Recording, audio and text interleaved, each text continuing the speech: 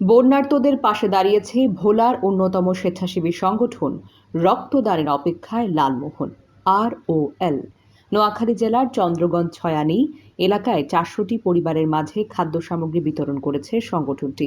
উক্ত ত্রাণ সামগ্রী বিতরণ কার্যক্রম উপস্থিত ছিলেন উপদেষ্টা শামীম রেজা, রাকিব পঞ্চায়েত প্রতিষ্ঠাতা সোহেল রানা, পরিচালক শাহ মোহাম্মদ সাখাওয়াত, সাধারণ সম্পাদক মোহাম্মদ বিশাল, সক্রিয় সদস্য আব্দুল্লাহ, ওমর রায়হান অনন্ত, সাংগঠনিক সম্পাদক রাজু, আশরাফ আলী তানভী সহ আরও অনেক সদস্যবৃন্দ।